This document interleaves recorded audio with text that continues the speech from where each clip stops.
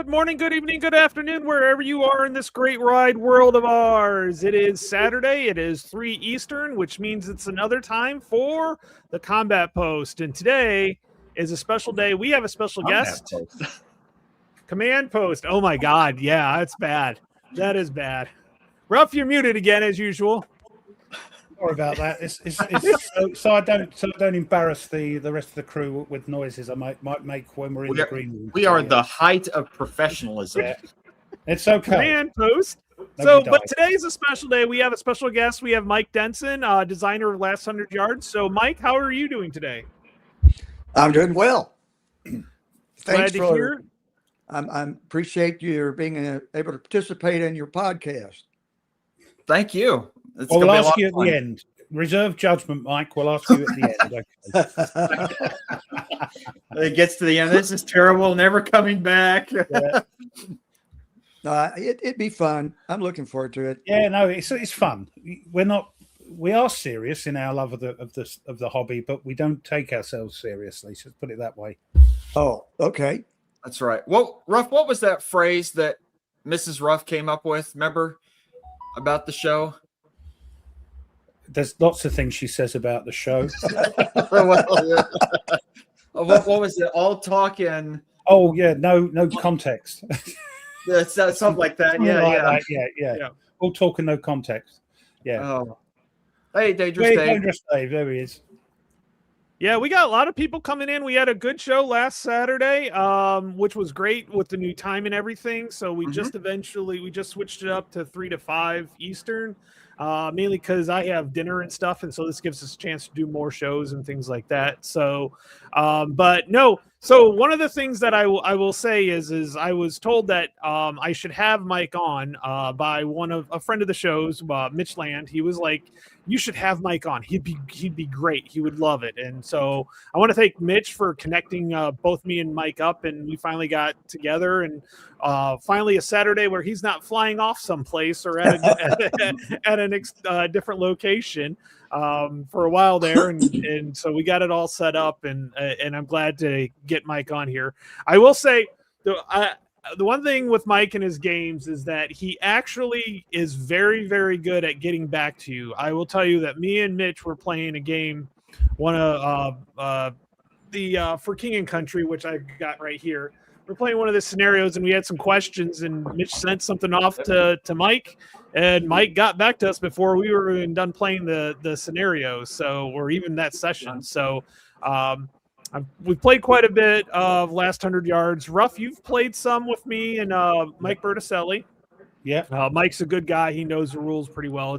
I've had a lot of fun with him. He knows every rule. He gets on my nerves. He knows every game, every rules. And then there's me, who's bought 3 of the volumes and still haven't played them yet. At least you got them. At least you got them. Well, Tony, in your comments about support, we've had from the beginning a lot of support from some of the players, Mark Beto, Mark Reve, that have been major contributors. And lots of times people post questions and hell, they've been answered before I ever get there. So,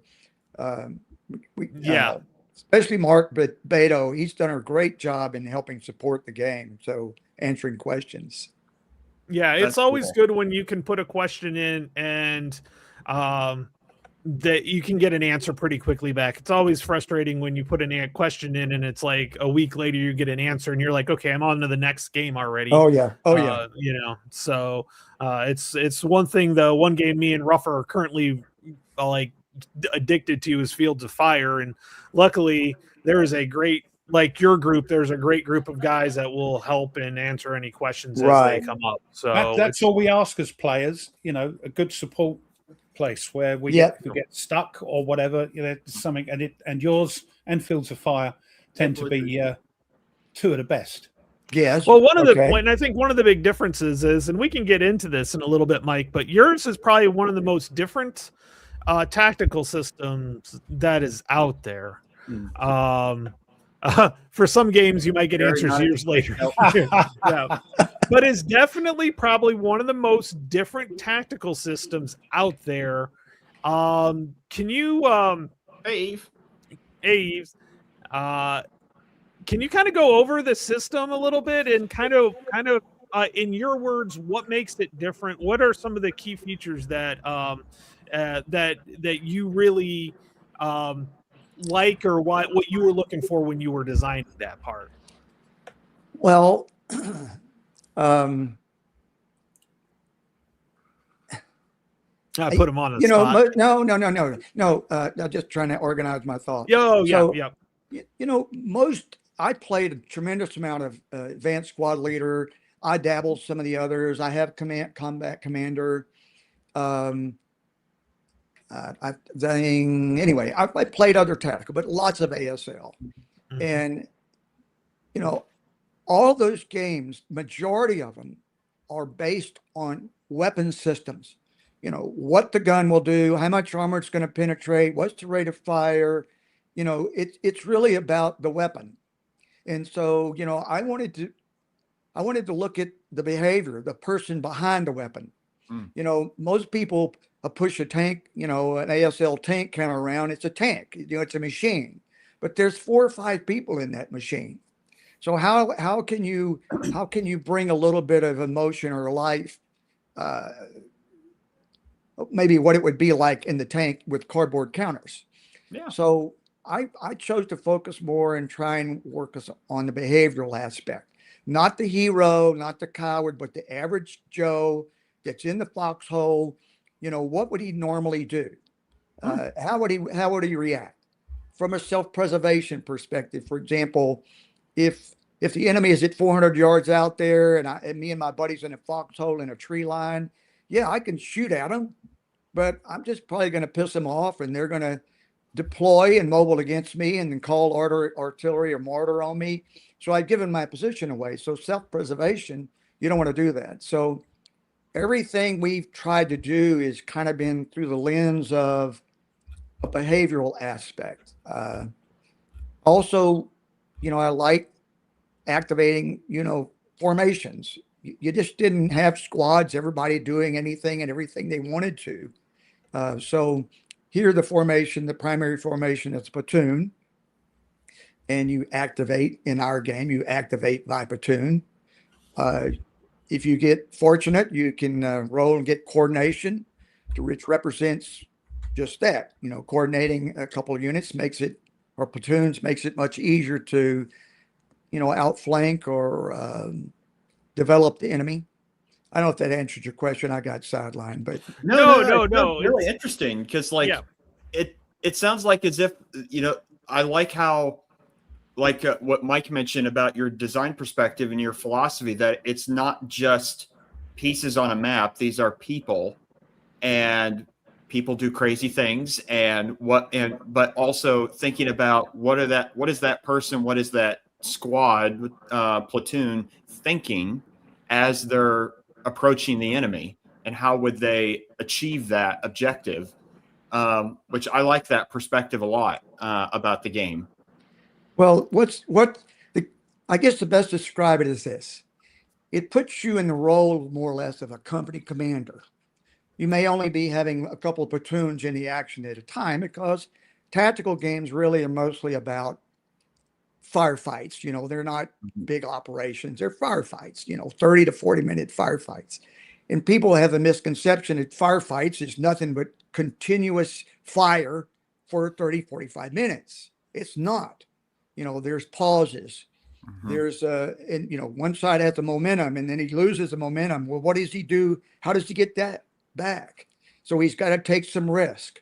So the best way to describe in most of the missions, to win is from a company commander perspective, I have to get the job done in a certain amount of time with the least number of casualties. Okay. So to win in the scenario or win a mission, you have an objective. Take a village, crossroad. You have an objective. And once the objective is met, then you determine whether you won or not. So each game turn is different in this game. It can vary from 2 to 5 minutes. And this because time is variable in combat, I think. you're waiting on Joe. Where's Joe? Shit, Joe, he should have been here 5 minutes ago. Or Billy's wounded, or you can't make radio contact. There's all kind of things that commander or that platoon leader or company commander has to deal with. So he can't control the time.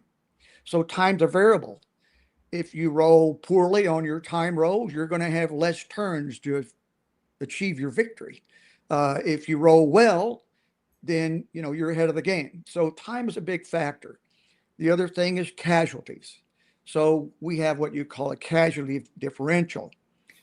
You have a casualty marker. Every time you take a step loss as the attacker, it goes one box to the left. If the defender takes a loss, it goes one box to the right. And each box has a value of casualty points.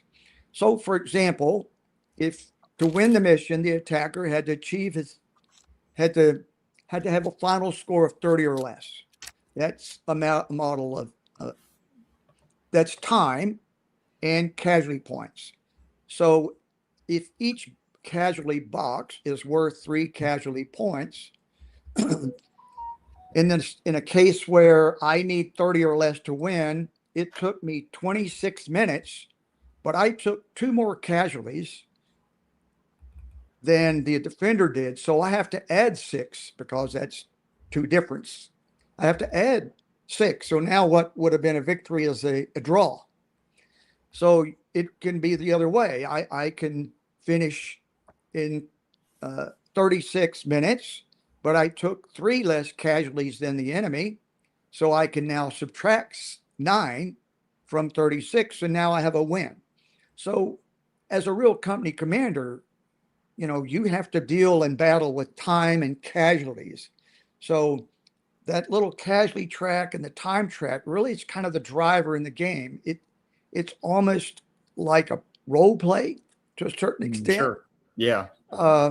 So from that perspective, there's a lot of, people call it friction, but there's a lot of pressure on the attacker, especially when he might lose initiative.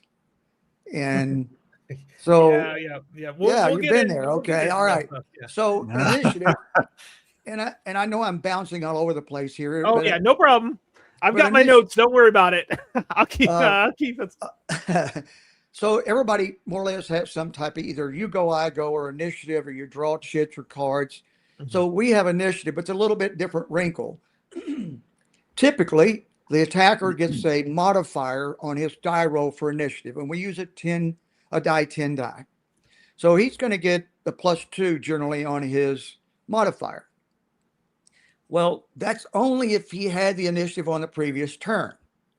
So you got a little momentum going, then all of a sudden you lose your initiative.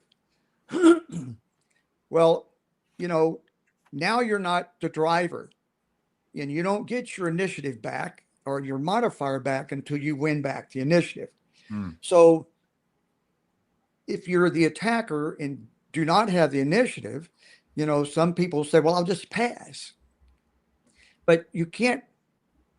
You can't. You'd only have so much time to get the mission done. You may lose the initiative 3 turns in a row. So I see a lot of people, that might complain about the way the initiative work in the game, and I can't win. Attackers can't win without the initiative. Well, that brings up a story of Marshall. Prior to World War II, Marshall was, I guess, the American General Chief of Staff. Mm-hmm.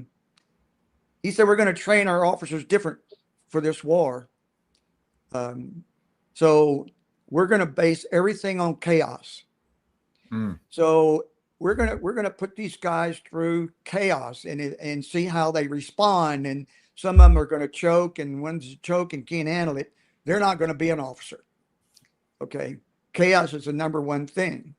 So it's kind of like some of the players, if they're not in control, what do I do? I can't win. This is a bad game. Well, there are ways, for example, if I was the attacker and I lost the initiative, you, the defender, could potentially just say, I'm going to pass. Well, if you pass, then my guys didn't see anything, so they can't do anything unless I was fortunate enough or planned ahead that I had some units stacked with leaders. Leaders allow you to do what we call limited reaction. Basically, it's a wild card. So if you're stacked with a leader, even if you didn't see anything or your units didn't see anything, they can take an action. Okay. So, you can imagine that we've got a lull in combat. Platoon leader Jones says, I got to move forward here. So he'll say, Bill, why don't you take this section and move around the right? And hopefully, you can draw some fire and that allow me to now move to the left and they not be seen or not catch their attention. So there are ways in the game that attacker who has lost the initiative, it requires a little more risk, but in real life, when it gets to that point, that officer has to make that choice. Somebody's got to draw fire while we get closer, or somebody's got to do this. So anyway, that sounds really cool. Like a lot of friction involved.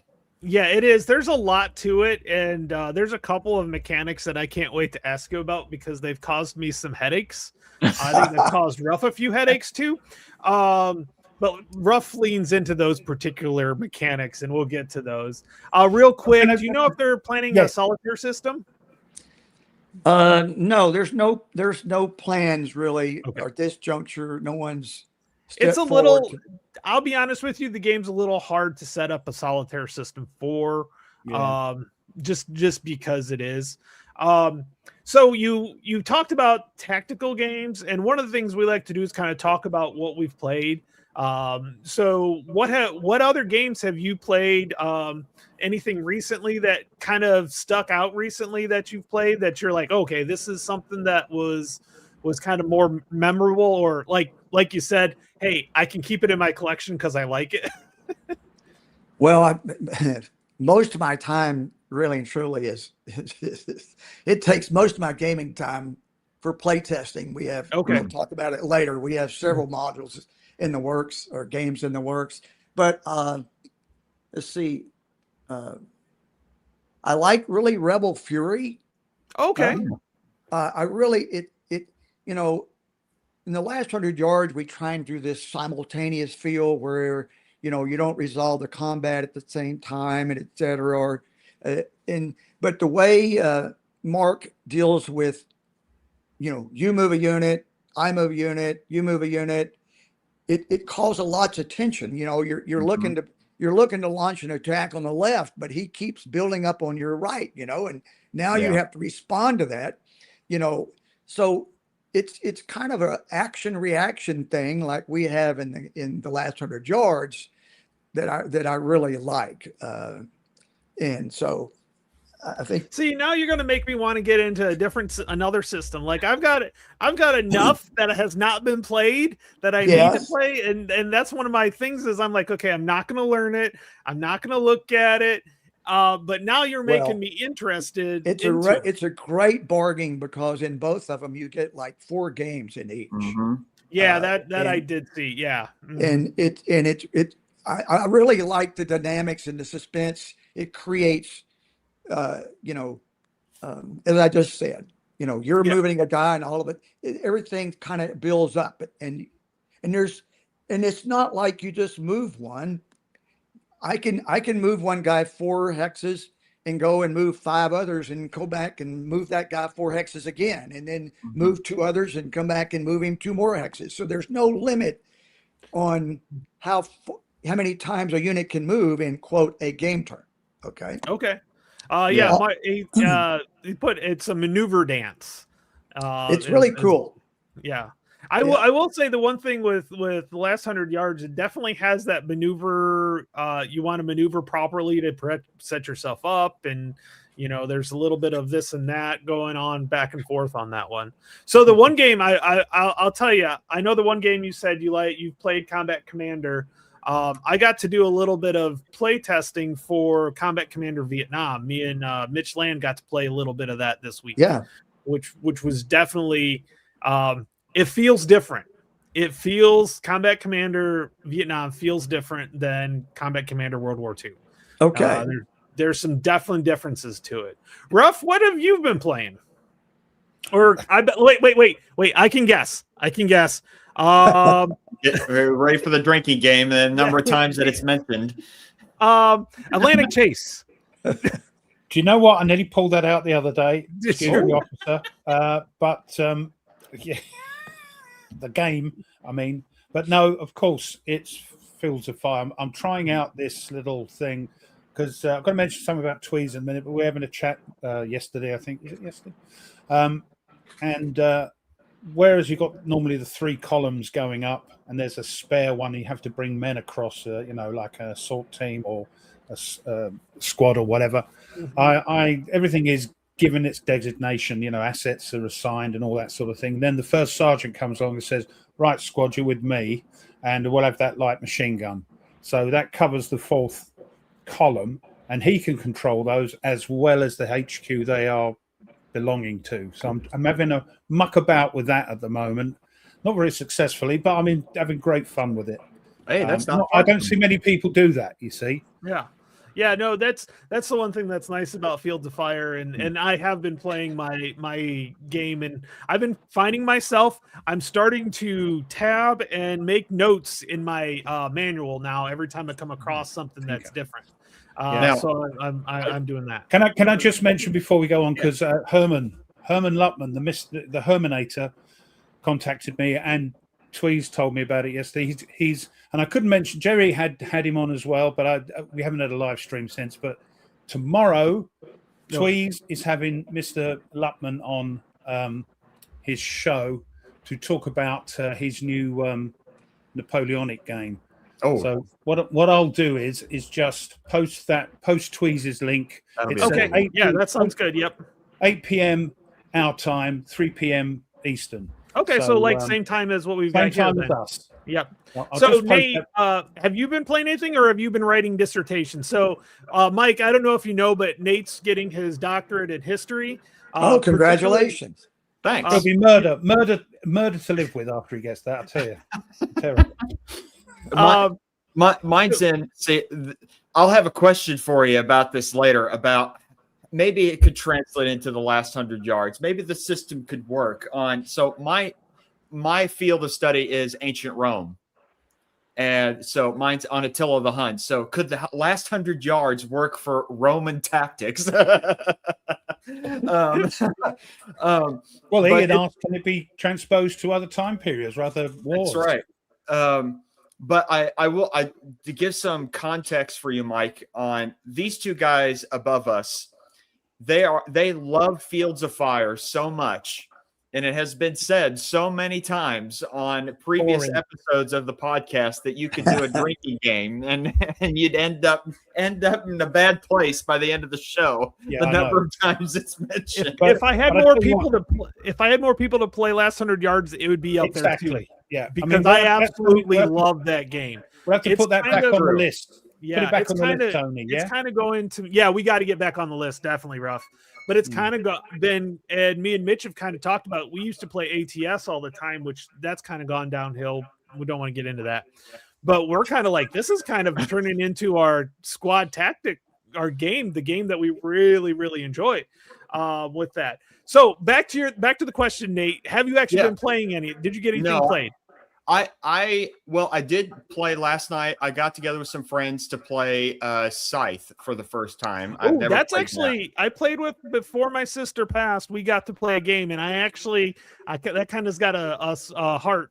It's kind of a soft spot for me, but I enjoyed the game at the same time. But yeah, it was a game I got to play with, and she won, of course, because everybody wins against you. Even I win against you.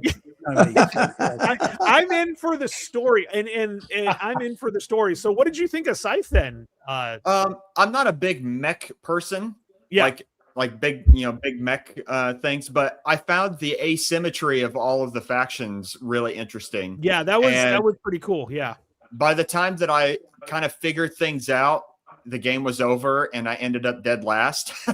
So yeah, you kind of got to play maybe it a next couple time. times to really kind of figure out, the thing. And so my sister played like a faction she hadn't played a lot. She's like, "Oh, I'll play this one. I haven't played that much." That didn't help me at all. So, She's just but I'm handed always back in your it for the rear story. end. Yep. So we're going to get into this question when we get, do you think the last 100 yards could translate into other time periods? Yes. And we'll get into that in a little bit. They've got a couple of modules they're working on now, and then we'll see what they're going into on that one. So it was funny. I was talking to Mike. We talked, was it Thursday? I think it was. We talked and got going. And I tell you what, Mike's done a lot of cool stuff. He's done a lot of extra research. So it's very interesting. Now, the one mechanic I want to ask you about, and me and Mitch had a lot of fun with it. I think Ruff, you had some fun with it as well, is the heroic mechanic. Yes. So kind of tell us what this mechanic is for those who have not played. The heroic command, where did that come from? And it doesn't seem like heroic to me. It seems like suicidal. It's do or die, isn't it? You've upset me. This is it. Yeah, right. Well, you just want to be careful when you go heroic. Well, you can't always control it though. No, it's kind of random. Well, it's kind of like a random event, but obviously like ASL, you have heroes. Okay. But in this game, you have a heroic squad or section. So it's more than one person per se.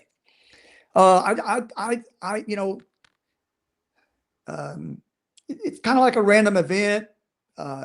It's really cool sometimes when a guy goes hero and he runs up that hill and he takes out that machine gun nest, and a lot of time, it's just not the single man that's heroic. They affect others around them, and so you have an Artie Murphy going up and everybody says, "Look at that guy," I'm gonna let's go. So it's really, it has an effect on the men around them generally. I gotta tell you one story just recently about the heroic that kind of didn't work so well, or actually was insanely worked well. Was Mitch had a British half squad. So Ruff, you'll be happy in this one. It was a British half squad. By the way, Mike, we'll get into the standalone issue. We'll get into this in a while. For my Germans. I had a full squad, a leader, and a machine gun. And we displaced each other when it came to it. So he displaced me, I displaced. So the hex ended up being almost completely empty because of the heroic. And it was kind of funny because then he came in and just took it because he had another activation. So the heroic, it's an interesting mechanic that it can really throw things. Well, sometimes it can really, it can change things for the moment. One thing about last 100 yards, it's so back and forth. I've had some where, it's gone my way and then all of a sudden it's going his way. And you have so many variables. You got time can be going for me, but salts are going against me, and fire kills, are going against me, but time's going for me. So there's so many major variables in the game that it creates lots of chaos, which I think is good, because that's what small unit combat is. It's nothing but chaos. And I think the hero contributes to that. The thing that does my head in is the tick-tock time thing, because I'm terrible at rolling that. And 5 minutes, geez, it's the attacker, he's like, geez, 5 minutes. As a defender, he rolls 2 minutes. Just like that company commander. Billy, you're 5 minutes late, dude. Yeah, get up that hill. It's just it does. Yeah, just freaks. It's a great time thing. Mechanic. I like the time thing because a couple of people have said they don't like how, particularly I'm thinking of oh God, now I can't. He's part of the Charlie Whiskey Charlie group, not Kev, not Nate. Not Nate. Why can't I think we've had him Mo. on? Mo. Mo, yeah. Mo The doesn't man, like Mo. Mo doesn't like turns, like the number of turns, and that you got the number of turns. With the time limits, it makes everybody's shouting at their screens. Mo, Shouting Mo. at their monitors. Yeah. But he I think this takes away the turns. It takes away that idea that, okay, I only have 7 turns. If I'm right at my last turn, I'll just go balls to the walls, go in and kind of just assault. Here, you kind of don't know. Each turn's kind of different. You don't know how many turns you actually have. You could have quite a few turns depending on how you roll. I know there were times where me and Mitch played. It was scenario 65. We play it back and forth, and at one point I thought I was going to survive as the British, and then within like one turn, all of a sudden the casualties went the wrong way, and I ended up with more casualties and ended up losing on that one. So yeah, it's the time part is interesting. It definitely takes away the turns and makes the turns more like you don't know how many you got. Well, see, when I think of time, I think of the scene in the movie Patton where they're stuck in the mountains in Sicily, and Patton's mad that they can't get down to the beach from the mountains, and he relieves the commanding officer of the unit there, and it gives it to someone else, and he goes, "You're now the commanding officer. You have 4 hours to get to that beach. If not, I'm going to fire you." Yeah, that's a good one. So one of the features, and we can get into this, Mike, that I love is the fact you don't know the results right away when you talking about fire results. Yes, combat. Yeah, or mortar or assault. You really don't know until a certain point. It's all done. Once it's all done, isn't it? Then you find out. You do your attacks. And defending. I wanted to create a simultaneous feel. It always bothered me when I played ASL. Do you want to shoot? You want to shoot? You want to shoot? And then when he does shoot, I disrupted, and now he'll do something because he's got to see what happened. And so you use up the other guy's fire, and now I can move everybody out there to a certain extent. So I wanted a simultaneous feel. So originally, for every unit, I had another counter that was a target counter, like the mortar. And so, when I fired unit A at the enemy, I placed unit A's marker on them. Well, I just ended up with a whole lot of markers, and I said, well, it doesn't really matter if it came from A or B. This is the volume of fire that I've produced in this particular case against this enemy unit that's in a wood building. So, yeah, and I like it too when if you've been fired upon, you're dragging that fire, and then if you're assaulting the enemy, you drag that fire into the hex with the enemy. So it doesn't represent that last 30 seconds of the firefight or combat. It's accumulation of time. We as gamers, we think of segmented turns or segments that things are going to happen, when really, truly, this is all happening in one flow. Okay. Yeah. We think, oh, that can't happen in this segment because of so-and-so. Well, really, I'm trying to represent, this is 30 minutes of a firefight. Okay. And so it's not broken up into pieces per se that way. Wait, you mean real combat is not like, okay, it's your turn to fire at me, now it's my turn to fire back? No, I don't think so. I've never been shot at except bird hunting. So it's been a while since I've played it, but there's segments going on, isn't it? So if you're moving, you might get fired upon, and then you can move again and something else fires at you, or so it's all happening at once, but you don't resolve that. All this is happening at one time. And, that's the argument of, say, people that played the other games. What do you mean you don't have opportunity fire? Can I shoot at that hex as he moves through that opening 500 yards away? I need you to stop him so I can shoot. No, we broke we broke movement up into smaller segments, like Mm. you're moving 2 to 3 hexes instead of 4 to 6 hexes. Yeah. So when you really think about That's if I right, started yes. 10 hexes away, how many fires am I going to get by the Yeah. time you get there? Okay. So we broke it up in smaller segments. So when you fire at someone, you have what we call a die roll, fire die roll marker. Okay. You calculate the modifier and you place that marker on the unit you're firing. And if that unit happens to move into the hex with someone else, he just drug that enemy fire with him. Because the guys are doing this, aren't they? They're drifting. They're their tracking fire. him. It's not just it didn't fire once. I'm firing at him at this segment. I'm focused on that unit. And so, same token, while I'm firing at him, there should be the enemy moving to my left over here that I'm not going to get a shot at because I didn't see him because I'm focused on this other unit. So it kind of gives that simultaneous feel in the fact that you're really tracking and focusing in this small time segment that enemy unit. And so, but you can only fire at the unit once the enemy player has moved and he calls for reaction. That's when you can fire at him. Okay. You can't fire at him during his move, and you can only fire at him at his last hex.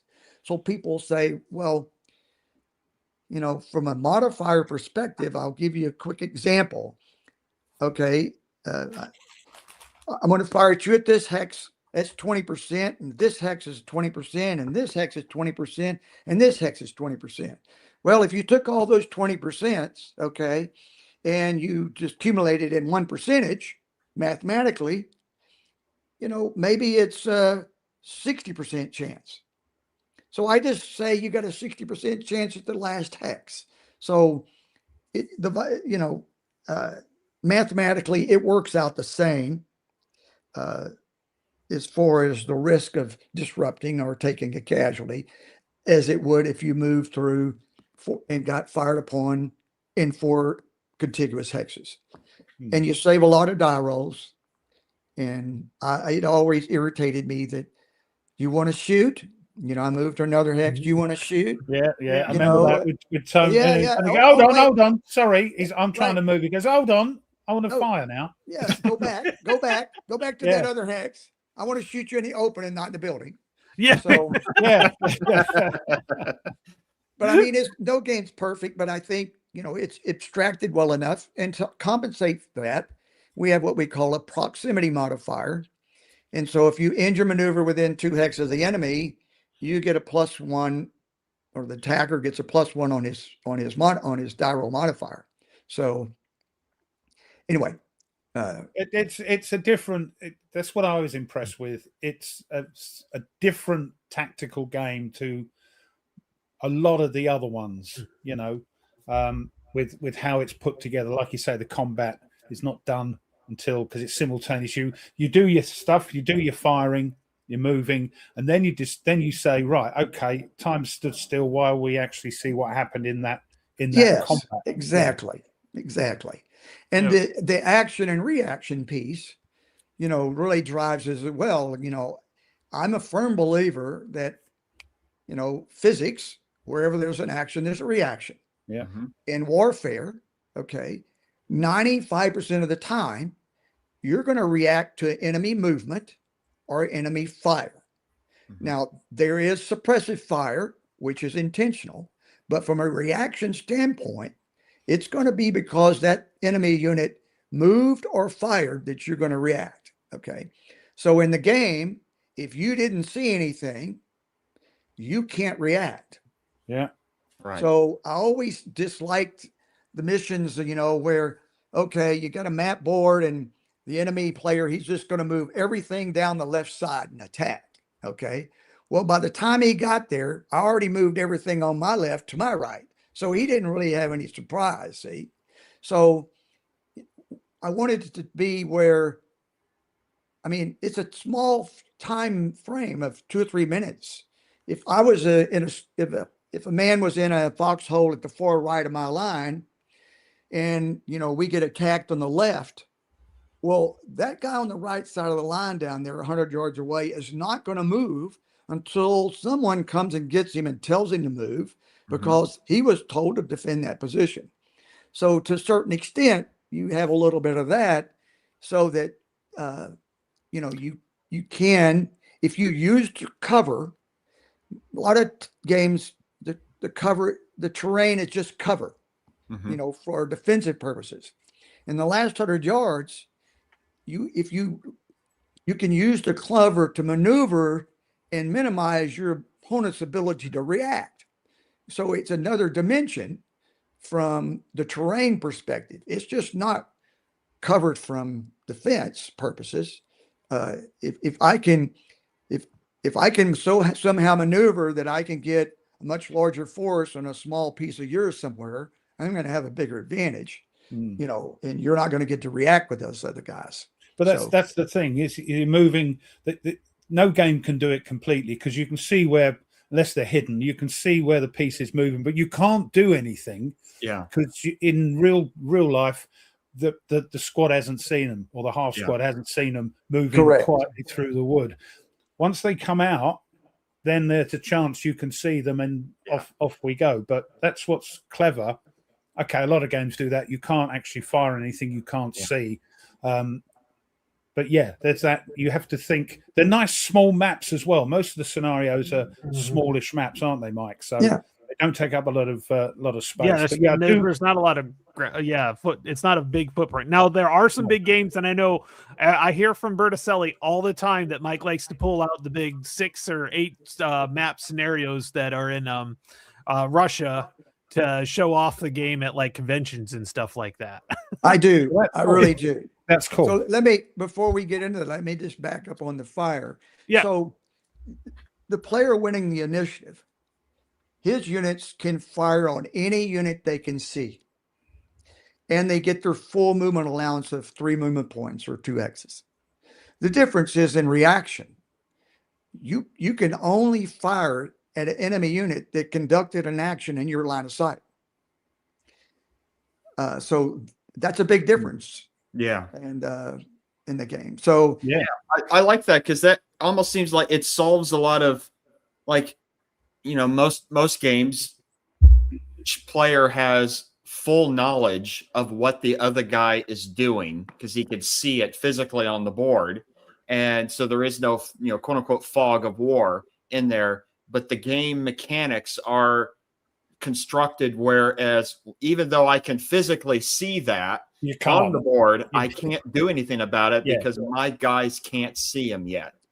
Basically, Mike pissed off a whole bunch of ASL gamers that want to be able to like do whatever they want and see whatever they want. Yeah, like like you don't have full control over everything. Yes, yeah. If there are 2 enemy units, in a tree line, and I'm reacting, one enemy unit moves and the other unit didn't do anything. Well, which unit am I going to fire at? The one that moved. Correct.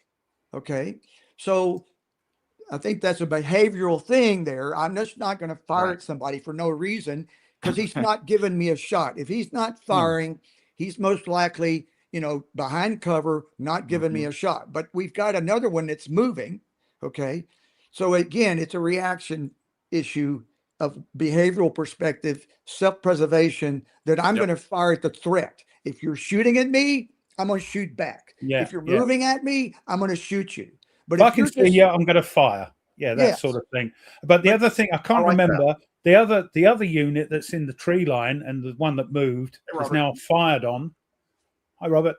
The one that's still in the tree line can now react because he's seen the fire. Absolutely. Yeah. But if you're the active player, sometimes it's better not to react, because then you're seen, aren't you? Right. Because, right. Yeah. So you have to make that choice. In the game really is a lot about a lot of small individual choices in a sequence and how you're going to do it. Okay. So that's cool. One more comment. I'm getting all American. I keep saying cool indoors. I get told off. So at conventions, I used to sit for 4 days and demo the game, but most of the conventions I go to, people have been demoed, or the ones that want to see the game know the game. Yeah. So I've been taking some of the larger missions. So there's several large ones. Well, there's a few larger ones throughout, but Russia particularly, that I take. I've blown up a map, and so we may have 4 or 5 players to play.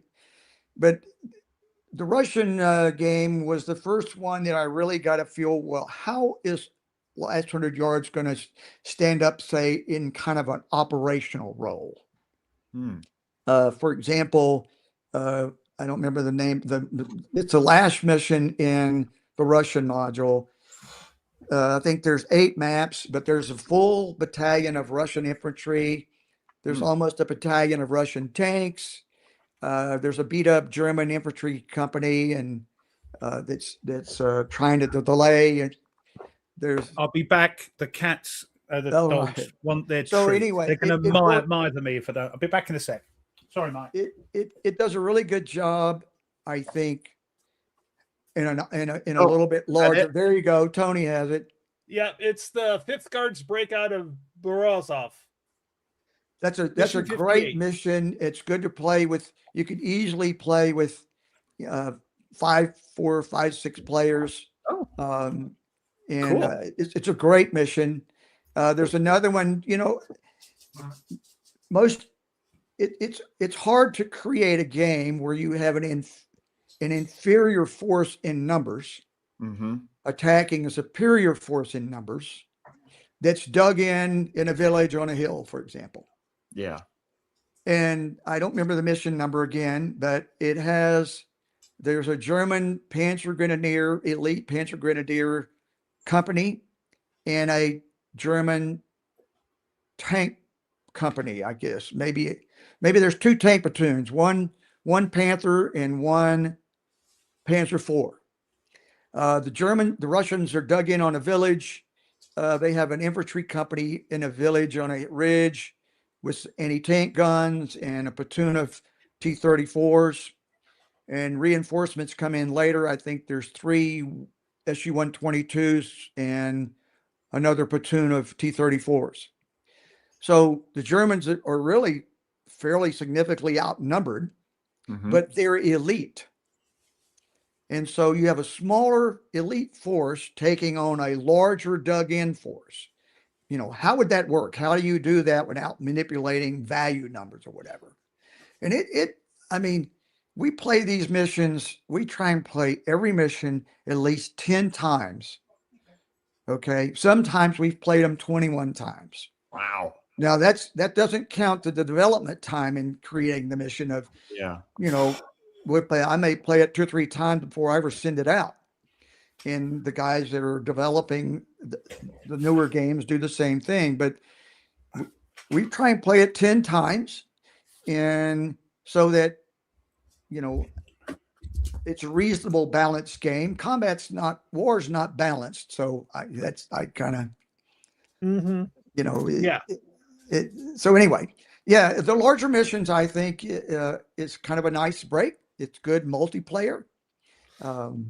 Now, do you have it's easy to play teams with last 100 yards, because you're like, okay, you're platoon 3, you're platoon 2, you're platoon 1. Yeah, absolutely. It's very easy to play. The smaller scenarios, not so much, but the larger scenarios, I could see a large scenario like that 8 map scenario. Okay, you're 1, 2, 3. You do what you need to do. If you're going to get activated, you're going to get activated. Then you can kind of like, okay, the coordination. It took me a while to figure out why that was so important. And some of the smaller scenarios, it's not as important. So basically, when you initiate, and Mike, you can correct me, but I think I got this right. When you initiate a platoon, and basically you have when you win the initiative. When you win the initiative, yes. You initiate a platoon, and then you have to call reaction after that platoon, after you've done everything you want to do with that platoon. Well, with coordination, you can activate 2, and generally out of 3 platoons, you can activate 2 platoons, and they don't get to react until all those 2 platoons have moved. And so it makes it a little bit more interesting. You could set some things up that are that are there that Well, you might be able to get some assaults set up before they Well, get a chance. yes, when coordination really doesn't help you much as you approach the enemy, Mhm. but Mhm. as you get close to the enemy, coordination primarily gives you the opportunity to envelop the enemy when in the assault, and you get a nice bonus in envelopment. Well, if you're only activating one platoon at a time, you have 3 units. And so you have to, with those 3 units, you may have one that's going to suppress the enemy, and then you're going to have 2 that's going to assault. But those 2 now have to be in position so that they can envelop the enemy. And to develop an enemy, the 2 assaulting units have to be enter the non-adjacent hex sides of the defending unit. Now, if you have coordination, now you have 6 squads. It's much easier now to develop the enemy or envelop the enemy because you have more squads. And so that's what makes the elite units so powerful, is because they get a +3 on a coordination roll. So they're gonna, and that's teamwork. That's what your elite units, that's one of the things we looked at in the game and saying, well, what would be the real difference between an elite unit and a regular unit? Okay. Well, okay, let's increase the firepower. No, they use the same M1 Garand. So that's, and one's Mhm. not a better shot. That's not going to work. Well, let's increase their morale or cohesion in our case. Well, that's not true either, because if you have a regular unit and an elite unit and they're both taking fire, they're both going to go to the ground the same time. Just because you're elite, you're not going to stand up and take the fire longer. Okay. Oh, you can't hurt me. So that didn't make sense there. So what we decided to do, then what really worked, and it makes sense, we increased the coordination roll by 3. 50% of the time that elite unit, okay, is they're just trained better for teamwork and working. The other Okay. factor Yeah. is that elite unit's going to get back into the fight quicker than the regular unit is. So they're going to the have a elite- higher cohesion on their disrupted side. Well, they don't have a higher cohesion. They get a modifier, Okay, a got it. negative Yeah, that's right. modifier That's right. that helps them rally or recover easier. And so that's right. they'll recover. If you have a 6 cohesion, you'll recover on a 7 or less, and you'll actually rally, which means you can not only can you recover, but you also now can take an action on a 1 or a 2. So those 2 things are really represent, I think, better the quality training, the teamwork of elite units versus a non-elite unit. So a better chance of doing something, be it rally, be it moving. Absolutely. Yeah. Yes. And better Okay. chance of working as a team, okay, to get that coordination so they can envelop easier. Yeah. It's really powerful. You can take an elite unit and he can take on 2 enemy platoons, or elite platoon can, for example. So That's cool. Make me want to play it again, Tony. Sorry. Oh yeah, it's the narrative is so much there too. Like it's one of the things that I like about tactical games is you generally get a really good narrative, and last 100 yards you can picture it in your head how it's going, especially after you find out that you're assaulting a hex and all of a sudden you took fire from the hex because you were like, if you're adjacent to the hex, the assaulting hex does not get fire on them. It just happens.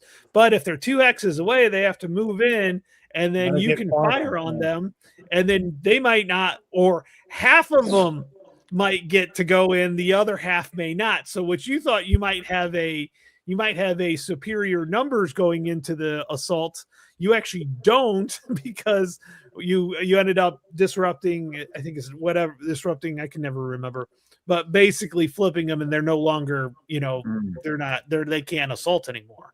Right. So well, they can assault. They just assault. They just have a lesser value. Yeah, that's true. If they lose, they have a much greater chance of suffering getting casualties. Yeah. So disruption in the game basically means that they've gone to ground. And it doesn't mean that they've routed or run away. They They're just just hit the deck.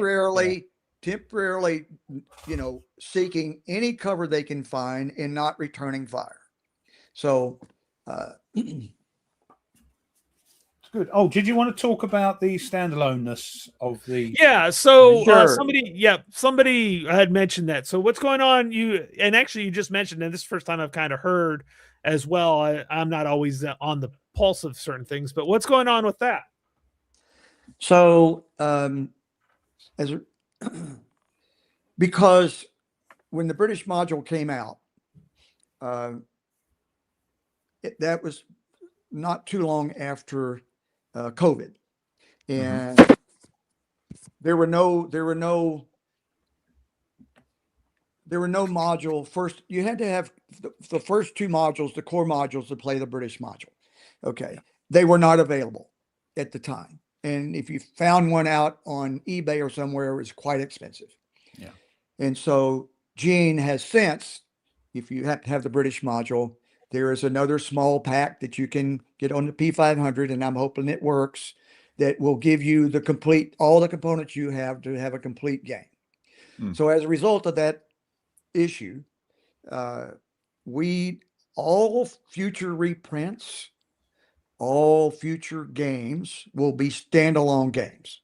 Yeah. So you may end up with 5 sets of German counters. Okay. But there is duplication.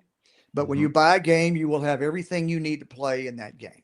But somebody might not want, say, the stuff that's in the first volume, but wants the British thing. So they don't really need to buy the first 2 volumes to have it. No, in fact, that's good thinking. Good right thing. Now, if you bought the British module, and you will know, yes, there is a special kit that's available that has all the components you have to finish and make the British module standalone. But when we get to the point of a reprint, when we get to reprint, the British module, have that in there. Yeah. It'll all be there. So that's good. That's good. And going forward, all of them will be standalone. Yeah.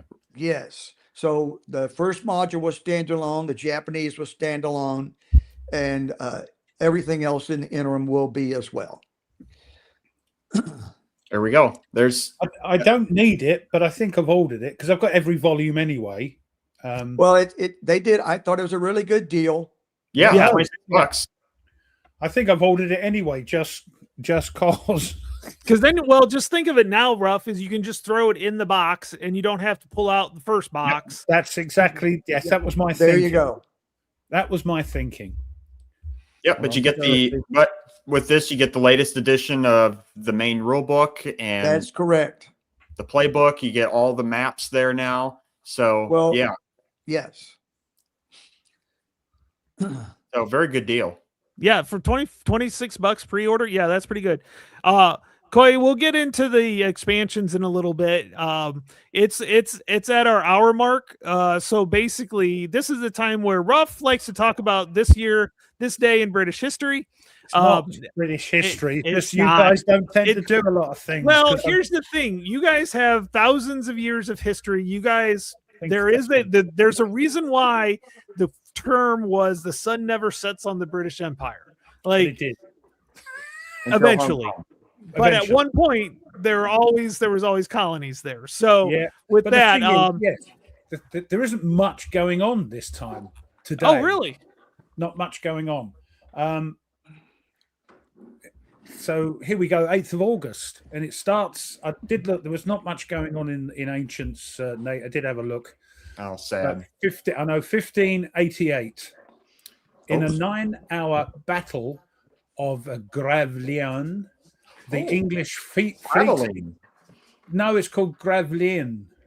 Gravelines. I mean, the English always pronounce it as Gravelines. All right. The Americans, you might say. Look, how is it that an American knows how to Mike, this is what I have to put up with every time I do it. These two start. I know I don't pronounce things correctly, but anyway. I couldn't Gravelines. There we are. The English fleet engaged with the Spaniards in their last naval confrontation. The defeat of the Armada saved England from invasion, and the action has enduring historical significance as the first major naval gun battle under sail. What are you laughing at? The comments already started, have they? No. Yeah, they got a book on the Armada. Oh, good. Right. No, fantastic. No, there you go. Well, here's something for you guys. 1863, American Civil War. Following his defeat in the Battle of Gettysburg. All right, I'm just mucking you about. Gettysburg. General Robert E. Lee sends a letter of resignation to Confederate President Jefferson Davis, which he refuses to read. Dear, oh dear, dear. Oh, dear. yeah, no, I know why too. So, yeah, he said it goes without saying. I don't need to read about it anyway. Then we whiz forward to 1918, World War I, the start of the Battle of Amiens. Allied troops advanced against 20 German divisions and took 16,000 prisoners within 2 hours. 1940, World War II, the German Luftwaffe began a series of daylight air raids on Britain, and so began the Battle of Britain, which would continue into the following October. 1945, World War II, the Soviet Union declares war on Japan. And this is interesting. 1946, first flight of the nuclear-capable, where they could carry nuclear weapons, the Convair B-36, heaviest mass-produced piston-engined aircraft at the time. This Convair B-36 Peacemaker was a piston-engined strategic bomber built by Convair and operated by the United States Air Force Strategic Air Command from 1948 to 59. 384 units were built. The B-36 remains the largest mass-produced piston-engine aircraft and has the longest wingspan of any combat aircraft. The B-36 was capable of intercontinental flight without refueling, and it was never flown in combat. The bomber was conceived for transatlantic raids against German-occupied Europe in the contingency that the United States Army Air Forces lost access to British air bases. But the war ended before its first flight in 1946. And yes, I have a picky. Oh, watch excellent. Out, watch out. Just in case this thing is it's American aircraft. I just don't fall in love with them. But do we need to count the pixels on the image? Shush now. That's right. That's right. I forgot. By the way, the picture in the back is Little Round Top, just so everybody knows it's on the top. Oh, is it? All right. Yeah. Very that nice. That thing's kind of ugly too. It's not their best, but look at this. Look at the size of it. An excellent aircraft. They have one in the Air Force Museum in Ohio, in Dayton. Oh, down in Dayton at Wright-Patterson. Yep. It's been a while since I've been down there. I need to get back down there. Oh, it's amazing. Like 2 hours from my house, you know. Oh, so that's nothing for you American guys. For us, that's the other end of the country. But anyway. Consider you can drive all day and still be in Texas. So that's for sure. I know, crazy. 1966, the death in Columbia, Maryland, of Sir Frank Whittle, aviation engineer and pilot who invented the jet engine. He was born at Earlsdon, a suburb of Coventry, and there's a statue of him just outside Coventry Transport Museum. So there we are, old Frank. And finally, in the year 2000, the Confederate submarine H.L. Hunley was raised to the surface after 136 years on the ocean floor and 30 years after its discovery by undersea explorer E. Lee Spence. Hunley demonstrated the advantages and dangers of undersea warfare. She was the first combat submarine to sink a warship, the USS Housatonic, although Hunley was not completely submerged, and following her attack and was lost along with her crew before she could return to base. She was named for her inventor, Horace Lawson Hunley, and the Hunley may be viewed during tours at the Warren Lash Conservative Center in Charleston. A replica is on display at USS Alabama Battleship Memorial Park, Mobile, Alabama, along with the USS Alabama and the USS Drum. And just to finish, there is a picture. Well, it's a model, actually, so you've got some idea what this death trap looked like. By the way, there is a game about yes, I building was going to mention Jerry's game. Yes, there it is. Look at that. It's going to have trouble, isn't it? That thing. It's going to. Well, look how they attack. You basically ram the boat and pull back, and that thing explodes. That's the whole thing. Yep. I know, it's crazy. But there we are. That's the Humley for you. And Jerry White's game. It wasn't the first submarine. There was another one before that. And I'm not sure what Jerry's game. Infernal Machine. Yeah, if it's just a fictitious submarine you're building and developing, or it's a specific submarine. But I presume get it. Yes, yeah. So there we go.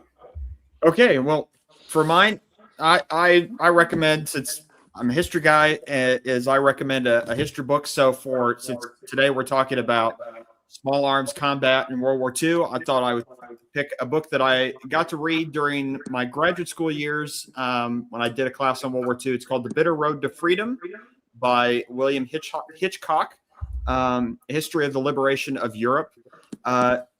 This book is interesting because it's not just necessarily a military history of the liberation of Europe from all the perspectives of the Allies, both the Western Allies and the Soviets, but it also takes a look at the civilian side as well, on how they experienced liberation and what did it mean to be liberated, and how they dealt with that, how they rebuilt from that liberation as well. Because for French people to be liberated, especially like Normandy, was a heck of a lot different than being liberated in, say, Western Germany or Eastern Germany when the Soviets came through. So it's a lot different. So this is a fascinating look at really the experience of the ordinary soldier and the ordinary civilian in Europe during the end of World War II. Lovely. Hey, we Mike, are experiencing a bit of echo I somewhere. figured it out. Mike, can you turn down your volume just a little bit? It's echoing through. That's probably going to be good. How's that? I think that's better. I can't hear myself. Yep. Okay, that took care of it. Yep. So I actually have something, and I was telling Mike about this. Yeah, I know. I'm gonna pull a Nate and actually have a book actually. This last Christmas I was in Barnes and Noble just looking, and I usually like to give Karen a list of books for Christmas. So I just take a picture of the cover, and I saw this one, and it's Svetlana Alexievich, and it's called The Unwomanly Face of War: An Oral History of Women in World War II. Particularly from the Russians, because the Russian women actually fought. They were right along the side of the men. And so what she did is she went through and interviewed all these women that fought in the war, that actually fought. So there's snipers in here. There's machine gun operators. There's pilots. Machine gun. What? I have, yeah. Couple pilots. And I it's just interesting because I was telling Mike, one of the things you don't think about is these women, when they came back, the ones that actually came back, they had other fears to worry about other than just coming back, because they knew if they came back disabled, disfigured, something, they would not find a husband. So they had some different fears on that. And I'm only, as you can see, I'm only part of the way through. I'm just beginning it, but it is phenomenal. Now, what's interesting is this was published in the 80s, really? And we all know and these Soviets, so Ukrainian at this point was still part of the Soviet Union, wasn't Ukraine. The censors actually pulled a lot out of it because it was not politically correct, because it didn't support the kind of heroic and everything like that. Their version of the great patriotic war. Yes. So, and Nate will Nate will agree with me on this. If you read a history book, you have to read the introduction, because the author tells you what they're trying to do in the book. A lot of times, if you just read the book, it's very dry because you don't know why the book is being written. So you've got to read it. But what she did in her introduction is she took all the stuff that the censors threw out, that she self-censored, and that the censors told her, and added it to the intro. So there's a lot of actually, like, the intro is actually like 50 pages just because it's all of these interviews that she left in. But the first 2 interviews were from snipers, and one of them had a body count of 75. Jeez, blimey. So what's the name of the book again? The name of the book is The Unwomanly Face of War.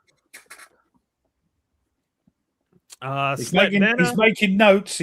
Mike's making notes. Next module for last 100 yards. So there is actually the of course there's always there. I can't wait for I know Liz Davidson's working with David Thompson on the Night Witches game, which I am actually really excited about. It's the Russian World War II pilots, female pilots that flew the biplanes, World War I biplanes. Oh yeah. And they would bomb the Germans at night, so they'd be at night, hence the Night Witches, and they would turn off their engines, and all you could hear was the wind whistling. Yeah. I'm like, that's just eerie. I'm like, I can't wait. They're mad. Yeah. So, the women wanted to get to the front, and several of the stories I've read so far they actually left rear lines, so they're like in the communications or whatever, to go to the front to fight and actually fight. And I think it's just different. We didn't see that. We had a lot of women that wanted to help. I think they were the only country that did that. I mean, we didn't do it. I know you guys didn't do it. Yeah. I mean, we had female pilots sort of flying planes to land at airfields to replenish, they used to do that. But basically a support. They served as support in Western armies. Yep. And one of the lines, like, and I've actually been taking notes on some of this, but one of the lines that I thought was interesting was, of course, Stalin was arresting everybody suspicion of being spies, even if they weren't. And basically one of the girls' uncles got caught up and got put in a gulag. And they're like, that's okay.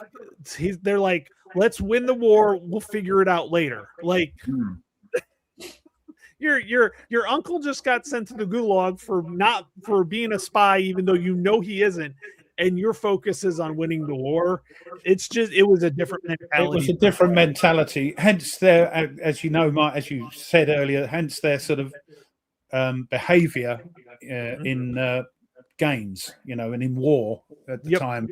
They had a different, it wasn't, they weren't doing it for the love of the dictators. They were doing it apart from the guys at the back with the pistols, but they wanted to, win the war. They had great patriot sort of feelings. Andrew Mike says it's 44% off Amazon right now. So it must be a good read then. It is a Nobel Prize winner for literature. So it's probably because it's a 1980s book, but that doesn't make it any less viable. So go and grab a copy. 44% off. Yeah. Very cool. Nice, Tony. Yeah, it was. I'll tell you what. I just saw it on the bookshelf. I said, "Oh, that's different." And I'm always looking for different stories about World War II because I do have a slight rant that I wanted to do real quick. Not really a rant. Go on then. Don't get me popcorn. What? No, you don't need to. But so I don't know if you guys know, History's doing a World War II like marathon. Tom Hanks is doing the World War II like from beginning to end type documentary. They're like an hour. Yes. I'm so bored with it because it's not new. It's a little bit biased as well, isn't it? I know it's American focused. Yeah, well, there you go. Actually, no. No. So what I'm going to tell you is that if you didn't know anything about World War II, great, it's perfect. But if you know a fair amount, it is the same information over and over again. My parents, you wouldn't believe the number of people I meet that are like, who do we fight in World War II? I don't know. Did we quit when the Germans bombed Pearl Harbor? No, that's right. Yeah. So it was one of those ones where I'm like, I am so bored with it, I can't even watch it. Now my parents are loving it because they learned about Operation Mincemeat. Oh, if they watch the film, watch the original, the new one, Operation Mincemeat, with Paddington's dad in it. What's his name? The English actor is a little bit. I didn't enjoy it. It's more a love story, if anything, about his relationship with somebody else. But the old black and white version of it, I think it's called something like "The Man Who Didn't Die" or something like that. Is a good film. The other good series to watch is from the 70s, narrated by Sir Laurence Olivier, is The World at War. If you can find copies of that on, I don't know if it's on YouTube. Yep. But that's a great little series. Yeah, that I will say that this is one of the things also is that you got to remember that they were invading, the Germans were invading Russia. So yes, you are 100%. That's it, exactly. They wanted the Germans. Yeah, and you can actually compare to a modern if you go to Ukraine, I know there are plenty of women out there fighting, shooting in the part of that. So yeah, so. Well, you also have Russia was on our side, right? Yeah, can't say that today. Yeah. Yeah. So going back, Mike, I do have a question of. I know now that we're on the second half of the show, I think Tony, you wanted to get into kind of the future modules that you're looking at, and you kind of gave us a preview of that before we went live in the green room. So I'm curious, what sort of the plan for the last 100 yards now that you have that each game is going to be on each standalone, and what's kind of the future of the series? This month, GMT will put on P500 the second Pacific War module. Okay. It's going to be partly Guadalcanal and the Australians on the in New Guinea. Was it Kokomo Trail? Or Kokoma Trail, whatever it is. Yeah. Yep. Yes. That'll be good. I know Sark is an Aussie. I know we got a few Aussies that watch, so that'll be good to have. You say that's an expansion to the Solomon Islands, or it's going to be the separate standalone game. It's a second Pacific Kokota Trail. Right. I knew he would be in there. Kokota Trail. Yes. No, yes. The Kokota Trail. So a lot of heavy jungle fighting. The Japanese are beasts in the jungle. If you've been playing Europeans, it's going to be. If you've not played any Pacific or Russian, it's going to be, especially the Japanese, because it's in the jungle. The American player is going to have to play a lot different. The Japanese are they're really tough, and they behave differently. They have some special characteristics. Generally, they'll have a higher cohesion, not necessarily because they're a better unit, but it's just the mechanic that we use. The Japanese and the Russians, they do not disrupt like the Western armies. They actually just take a casualty and keep coming. So it gives you a feel that's just like, I don't have enough bullets for all of these guys. I mean, so if you're playing Germans against the Russians or the Americans against the Japanese, so to recreate the tactical doctrine and how they fought, we reduced the firepower of the Japanese and Russian squads from 1 to 0 comparatively to, say, the Germans or the Americans. So their strength is not, firepower and duking it out, which it wasn't. Americans had more and better of everything, but they wanted to close. They wanted to get up close. So they'll generally get an advantage in the assault because their cohesion is going to be better. So even if you don't know anything about history, you'll realize that, just standing off and firing is you're at a disadvantage, where if you can get in and assault, you have an advantage. So from that perspective, the American player can feel fairly overrun quickly. Yeah. So after that, I will say, Mike, we have a recommendation here for you from Sark, who's from Australia. So there's a book by Bill James on Battlefields of the Kokoda Trail. Okay, I'll look that up. So the one thing real quick, when we and Mike were talking, he said he started the game and then did all the reading. It's usually the other way around. The designer does all this research before. For Mike, he said it was the opposite way around. Well, yeah, I never intended to be a game designer. It kind of happened by accident. So I'll try and make this as brief as possible. I lived in the city, had plenty of guys to play with, and we moved back about 15 years ago to a small town in East Texas where I grew up. And I kind of reconnected with a cousin I hadn't seen in years. He was a Vietnam vet. And I said, well, hey, how would you like to play a war game? He'd never seen one. So, we tried Combat Commander, we tried some other games, and he really just wanted to have a few beers and push counters around. He didn't want to read the rules. And we tried some others. And so literally I said, well, we'll do this. I pulled counters from one game and a map from another. And we just scrimmaged and played. And so after the second or third week, I said, well, I got to start taking notes because I can't remember what we did the week before. So, after about a month or so, I got 5 or 6 pages of notes and then, 15 pages of notes. And so, but, I've played games for 65 years. So, I have my own opinion on how things should be and what I think is real and realistic. And so, my favorite games genre is operational games. So, but anyway, That's my favorite. That's Nate's favorite. Yeah, you got a fan there. I love it. So,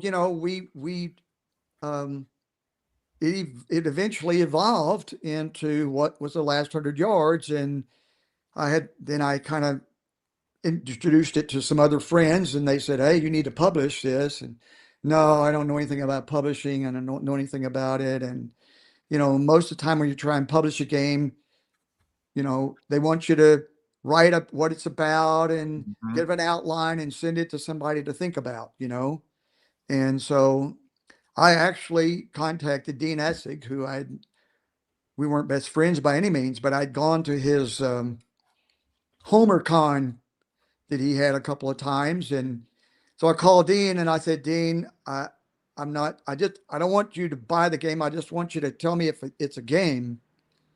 So I drove from Texas to Homer, Illinois, and we played in the kitchen for a couple of days and he gave me a thumbs up and encouraged me to move forward. So that's 2 months later, there was the weekend at the warehouse in California.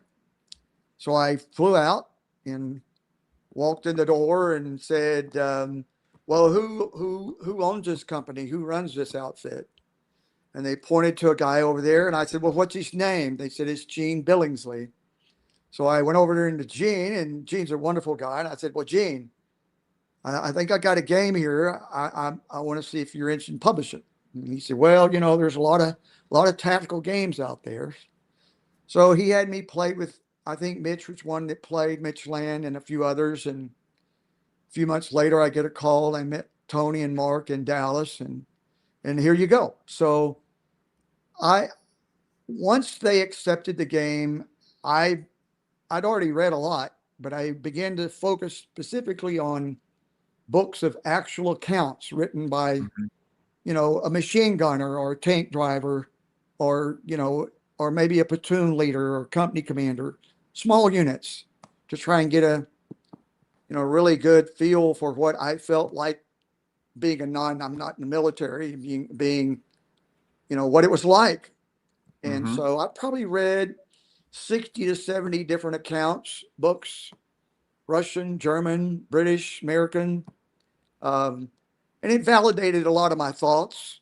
And so, a lot of things we do, we justify, but most of the mechanics were in place at the time.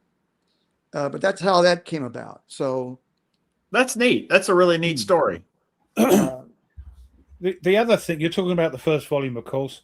I mean, I don't know if that cover of the first one, I love, but it did cause some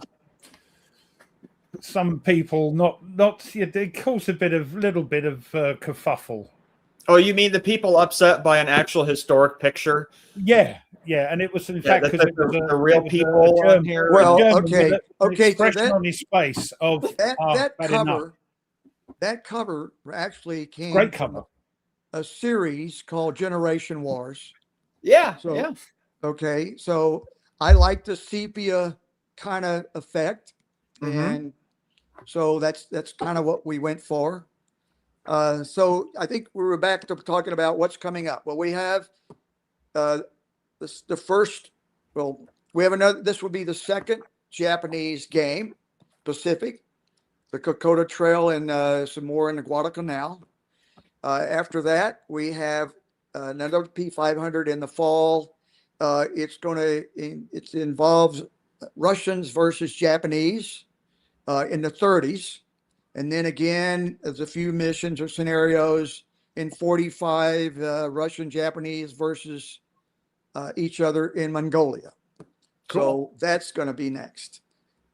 We also have a team working on early war France, That's what I'm which is going to looking forward pit to. France and British and against the Germans, and obviously mostly France.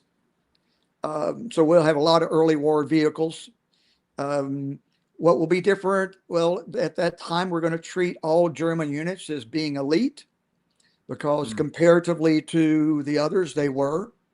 And that's without having to write special rules. We're going to use the elite rules. And so that's going to work out makes well. sense. Yeah, that makes sense. Yeah, That's an yeah. easy fix. They Yeah. were prepared. They were prepared. And so a lot of light tanks and armored cars, and so it's kind of different.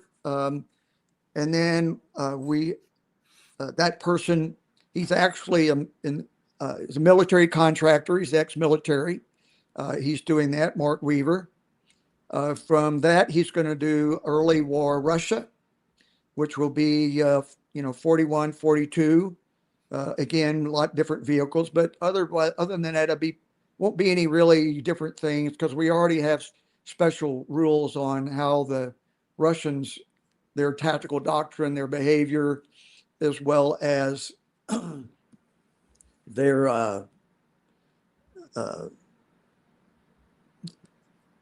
anyway, in early war Russia. Yeah, sounds great. So then we have the gentleman, his have a we call him Sora. He's a Chinese. He's a PhD student in China studying AI.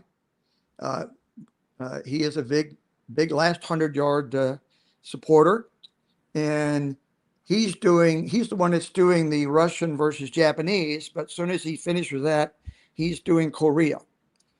So, and different theater. Yeah, Different looking war. forward to that as well. Yeah. so we have in the works, counting this one, we have 1, 2, 3, 4. We have 5 games in progress currently.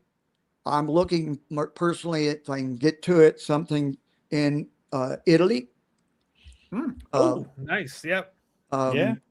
And maybe even looking maybe at doing some Vietnam stuff after that. So we have, we've got a little momentum. I always thought that it would be Vietnam would be a definitely you could do Vietnam with this the way the system's just you wouldn't have to change too much. A little bit more hidden movement, I think, for the NVA or for the Viet Cong. But I definitely could see Vietnam being a very, very possibility for this system. Well, I'm looking forward to Korea, I must admit. Yeah. I've had the opportunity to be introduced to a couple of military groups. I got to meet Dr. Sterrett with the War College in Fort Leavenworth. And another follower of the game was a captain of an infantry company for the 101st Airborne. And so we've been really trying to look at how to convert last 100 yards to modern day small unit combat, like in Ukraine. So, I've done some research. You don't have bigger map, less density. and you have more teams. Like you might have you got a sniper team, you got a recon sniper team, you got an anti-tank team, you got a drone team, so really smaller units. Terrain is a big factor, obviously. But how to model all the drone activity and things, at a small scale, it's really been a challenge to try and figure out how we might do that. But anyway, so certainly we have 5 games in the pipeline that are all. That's enough, Mike. That's enough. Come on, I've got to buy them. Shush now. Okay, all right. Okay, so the other thing I did want to say, bleeding. Yeah. The other thing, ASL, the one other thing I love about your games, Mike, is I love how big the counters are. I like the larger counters. Yes. They are so much nicer. Oh, Hissy Cat. Haven't seen him for a while. Hey, Hissy. And but I really the counters, like the artwork on there. Yes. Oh, thank you. Yeah. It's actually nice to see if it's a tank. It looks like a tank. It's not just the NATO symbol or anything. It's Charlie Kibler does all the art, and he does. He's a good boy. Well, he does all the art of the vehicles and guns and stuff. Rick Reinish, a great friend of mine, and I've known for years. He's now doing some more artwork for GMT, but he does all the layout. There's a gentleman in Poland that does the little infantry figures and the uniforms for us. So we got a good team. That's cool. And Liz Stefanoff is the artist that does all of the maps. Beautiful maps, by the way. I'm so glad we actually have some real maps. See, here we are. Look, this is okay. This is more an industrial area, but they are great maps. Nice size. Yes. And the counters. Yeah. Well, now that I can't. All the games I used to love the half-inch counters. I really struggle, with knocking over the stacks and all that stuff anymore. The nice counters. And so the 3/4 inch counters are by far much easier to use. So I'm fed up with using this, Mike. Okay. Fed up. Yeah, I was. So I'm a big Civil War, so I have 3 Days of Gettysburg, and I had one of the small scenarios, like put out, and I'm just like fumbling through. I'm like, nope, I'm gonna have to do this on Vassal because the counters are just too small. You get spoiled. Mm-hmm. Yeah, Vassal is so clean and it's so easy, and it's like. But I want to play with the real counters. Yes, I want to push the point of spending around. that amount of money on a game. You want to get tactile with it and smell the cardboard. I've taken most of the maps now, and I've taken to, not Hobby Lobby, but Office Depot. Yeah, and I've blown them up so that the hexes are like 1.5 to 1.75 inches. Nice. So nice. And now you can actually put 2 3/4 units in the same hex, when you assault, and you can get it done on this polyethylene paper, which is really great. And so the big Russian map for the 8 mapper, I did that, so it's much easier to play on because it's like 6 feet by 40 inches or something, so it's really nice to play on, when it's that. And I approached GMT about doing publishing a set of the maps that had the larger hexes. Okay. Well, I tell you what, Lock and Load have done it. Cheers, everyone. With their 4X maps. Yeah, they make the hexes bigger, so it's not a new thing. So GMT say, maybe someday they priced it out and they just didn't think it would work. We'll see about that in the future. So I mean, the hexes are pretty decent size as they are. They're not small. You can fit the counters in through the stacks. I've had a few games where the counters are like leaking over the hexes. So luckily they're not too bad on that one. So No. Well, if I blow them up to where the 17 becomes 24. okay. Hmm. So I don't know what the other side would be, but it's probably Now, 14 by 24 or something like that. Ah. 15 now by I'm 24. curious. You mentioned that outside of play testing last 100 yards a lot, that your favorite games are operational games. Oh, don't operational start control him games. off. Go always off. So Now. I'm Go on. curious. Do you have a favorite campaign that you like to play? Operational games, probably my favorite is OCS by Multimedia Oh, Publishing. okay, Oh, interesting. Oh, So there's what- there's I think counter it does stacks right there. oh I yeah, think it does, a I lot think of it does a stacks. better job of representing two things. Well, actually more than two, but Blitzkrieg combat, Mm-hmm. the reserve aspects for the Germans, especially late in the war, where you have these firefight teams. You got a panzer unit setting back 10 hexes from the front that can support 3 different road avenues. Yeah. The air game is almost like a separate game in itself. I think is a way it works. I just don't really have the space anymore to play or anyone to play with, but that's probably my favorite. And I I've shared recently with the- played Herman's Pacific Empire of the Sun, right? Oh yeah. Oh yeah, that's good too. So I like operational type stuff. That's awesome. I shared I found it online. It was a picture of I think it was at a convention of a group of guys. They had put together, what was it, Third Winter and Forgotten Battles, and then I think they were playtesting their. I think there's like a Leningrad module that they're going to work on. So essentially, it's the entire Eastern Front in 1944, and they had everything set up and counters everywhere. And I shared the picture with my friend who normally doesn't play war games. He likes Euro games, the fun, smaller games. And I share with him, I go, this is a dream game right here. This looks so cool. You want to play with me? And he's like, no, not at all. no. I have a real close friend, Bill Quos. It's part of that group that's trying to put together, consolidate all the various case blues and all those. And they meet the last 2 years. They've met for 2 weeks or a week in UK, the UK in play testing, because some of the guys that's involved in that project are from the UK. But that's cool.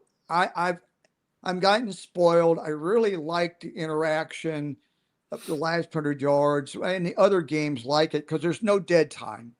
I've gone back to my operational games at time. Want to try one. We did one last year with a friend on the Bulge game, one of the Bulge games. And, sitting there 30, 45 minutes waiting for him to make his turn, I've just gotten spoiled in games that there's a lot of interaction. I mean, and not just the last 100 yards, man, I can only speak for that, but the way it works, you're in it. I mean, both are active. Whether you're the active player or not, you're involved. You got something going on the whole time. Mm-hmm. So there's just a lot of value that you can get in an hour or two playing a mission. So, and I think Doug in the chat said, "Oh, is it solo?" Again, it's not built for solo. You can play it two-handed, but there are some scenarios that have hidden units and things. So no, I'd say no. Get I generally just play if it's got hidden units, I just put them on concealed. And I can tell you, I have to do lots of solo. You have to I think the game. I think the game does pretty well solo. You just have to try and psychologically change your position when you do the other side. So just like any two-handed game, you have to play both sides to the best of your ability. Exactly, but it generally plays just fine. There you go. There you go. Yeah, the back of the box even says 6 out of 9. Yeah, I mean, it's hidden stuff is the thing, but there's ways around that, isn't there? You can either not have hidden or use some sort of house rule. Mike, have you played BCS, by the way, the Battalion Combat System? I new tried one? BCS, and as much as I wanted to like it, I just really, there's parts of it that I really, really like. And then Mhm. there's some parts, it's like ASL was for me. Stuka. There's parts I really, really like, but there's just some things that I just can't get over. So I know it's a great game, popular game. As I said, uh, I can pick a lot of parts that I do like, but no. Yep, I understand that. There's plenty of games where I want to like it really bad, but it's just not for me. Yeah, there's Everybody I've something, met, there's yeah, always something in there that you just can't get over, yeah. and Now, Yep. is that because of your mindset from more traditional? Because BCS again is quite different. I understand. yeah, it is Everybody I've different. But played it said, "Oh, it's great," you know. when I went to visit Dean to share my game, Yeah. he was in the process of finishing up BCS. So Mm. he had a demonstration where, he had this one counter and he moved down the road and had one attack, and then he kept going and had another attack. I think he had 3 attacks in one impulse with one unit. Okay. And it came back again like, okay, I get to see the results of what I've done before I get to do anything else. Ah, right. Okay. And so being from the other side of the fence where, I don't think I should, that commander's not going to get to know the results of what's going on because all this stuff is happening simultaneously. Right. And so I did here a year or two ago, went out and purchased a smaller, I think it's Everench Oh yeah, yeah. or Aerocourt. Aircourt. Yeah. And I again, if I do something similar, I maybe try and copy some of the things. I really like the recon. I really like the logistics, and I like the what they call it, the objective counter. I Yeah. like all Yeah. that stuff. But if I do anything different in the future, it's probably going to be, I'm going to find some way to try and get some simultaneous feel. Yeah. And that's comes back now to Rebel Fury, because I've looked at that. Rebel Fury, you do a counter at a time. I'm looking at something, have been looking at doing something where it's a company level game, but you're operating you're activating, instead of a single counter, you're activating a company which consists of, no, you're activating a battalion which consists of 3 companies. Same way, I can activate it as many times as I want in the game turn. Okay. But the way that would work is that will say that game turn consists of 50, we'll just say 50 boxes or time frame, 50, Sure. whatever. So at the end of every one, you roll a die and it can move 1 to 3 boxes. Yeah. So you decrease in time. So if you start at 50, so once you've gone through the 50, then that's one game turn. But it could be, it could be just 1 box, or it can be as many as 3 or 4 boxes. So you never know again how many turns you're going to have. So it's a similar mechanic. Okay. Yeah. But if you're now, it's the same thing as the Rebel Fury, except I'm activating formations instead of single units. Yeah. So anyway, That's but cool. again, any way to create some type of simultaneous, Yeah. And that's why I struggle with BCS. I think it's Yeah, most understandable. sort of strategic and operational games. You go work out your combat, turn over your pieces or remove them, then the other guy fires back. It's not it's not lifelike, is it? No, in And a it's sense, really no. hard. It's well, as I said, Mark Herman's Fury, I think, really has stirred my It's stirred got your juices another flowing. way Yes. to create the same simultaneous feel. Put it that way. Yeah. All right, well, the thing is, I bought the Steam version, so I know everybody says that's a great way to learn the game. So for Rebel Fury, so I'll probably try that before I get into it, so that way I can figure that out. The PC version, yeah, the PC version, I'm not a big super fan of the way the combat's resolved. I Mhm. find it just to be really, really erratic. Sure. It's really hard, and I'm probably not playing it correctly, but I've played it many times. They said it's really hard to have I would seem like maybe 40% of the time you can have success on the attack, even if you have the advantage.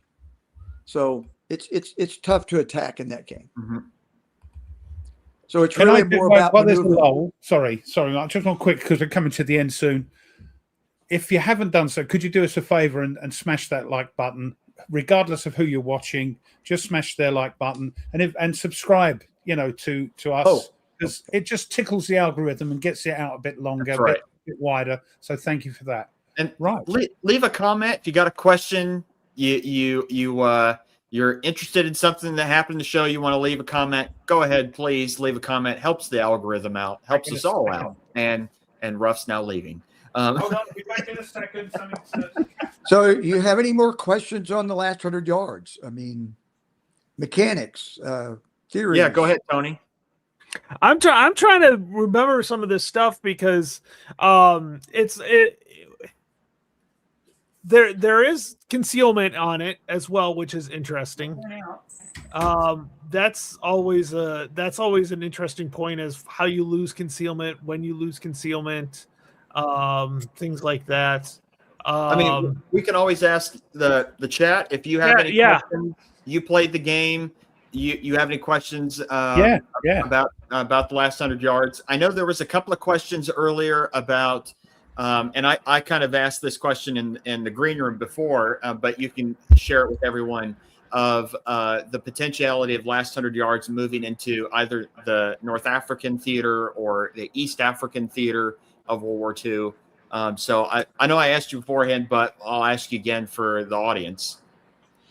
If I was going to do Africa, I'd probably do Tunisia first. I just think the desert warfare would be. I mean, if you're out in the desert and you've got what they would call a box, you've got probably 100 yards of minefield all around the box, and you got fortifications. I just don't know how much fun that would be playing. You're not gonna attack to the minefield until your sappers have gone there and cleared you away. So the point is, well, where do you start the mission? Do I start the mission with the sappers going in the night before, and they take 6 hours to clear the mines, or do I start the mission where the sappers is already finished?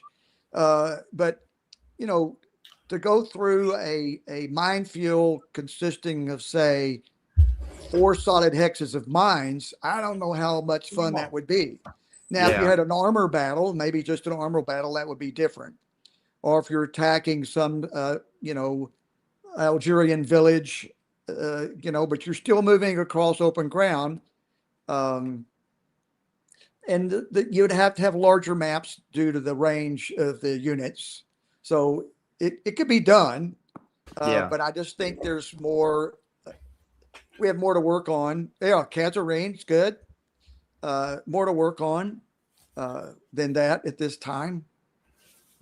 Cool. What about there's a lot more low hanging fruit out there, basically. At the moment, yes. Yeah. Now I'm curious of I don't know if it's already in there or whether or not there's a thought to it but I know there are plenty of examples in the war where there were special operations units, whether it's the SOE or the OSS or whatever, where they had basically almost squads of assaulting a factory or whatever, or something like that in the war. I can think of that. I don't know if that would ever be of interest for a last 100 yards kind of thing, of sort of a squad level fight for an objective of, like, a unit's trying to take out, you know, like a heavy, like what was it? I think there was a raid on a heavy water plant in Norway. Norway. Kirk Douglas. Yeah, yeah. So Well, there's a one or two missions in the Pacific. One, some elite units are trying to come in and then knock out a radio station or a communication station. Okay. And then once they do, then they have to try and escape. Yeah.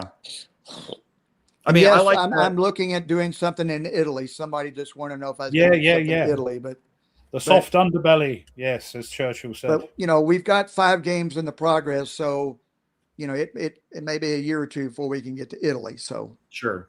That's a shame. I like to do something around casino. Oh yeah. Oh, right. Yeah. Oh yeah. Monte Casino. A lot of cool stuff there. A lot of potential for game wise. Eves, So- that's actually the designer of Red Strike from VUCA Games. He's saying, yes, Norway 40 might be nice. Yeah, Heroes of the Telemark. Which There you go. Yeah. Luca Joe. Yep. G, yeah, Stuka's always there. yeah, Finland, you know, Finland in the Winter War.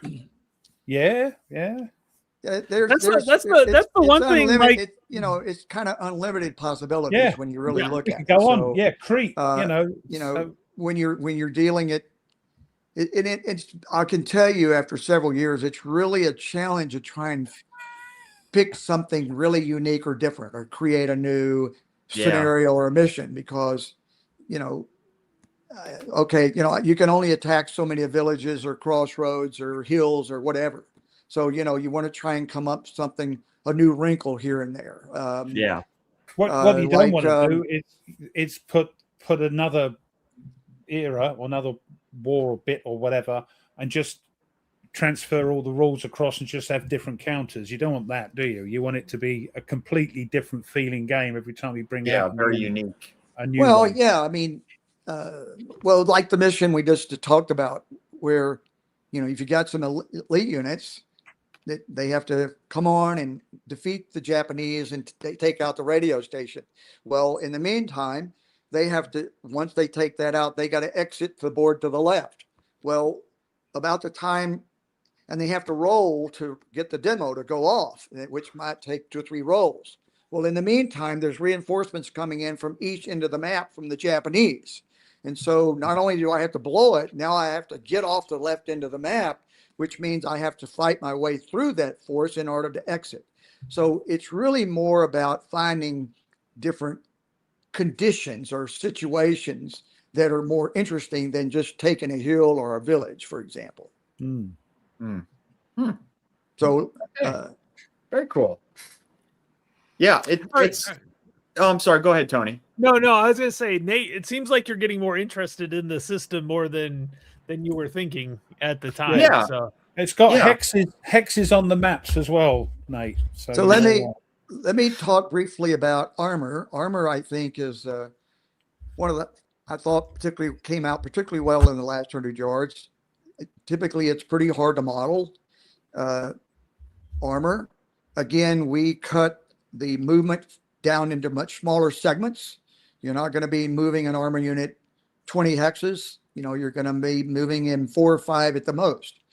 And I wanted to feel for, I kind of found out after the fact, back earlier on, talking about self-preservation and the crew in the tank. You know, what would that tank commander do? And so tanks die quickly, okay?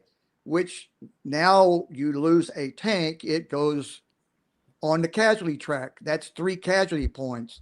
If you lose all of a sudden 3 tanks, then that's 9 casualty points.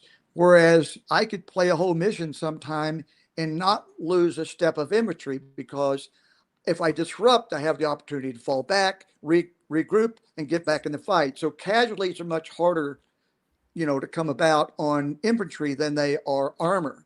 So now you play your armor a little bit different as a commander, because they can cause you to lose the game real quick. The other thing I like about the armor and what we did is it's not just fire and move. You have a lot of tactical things you can do with armor.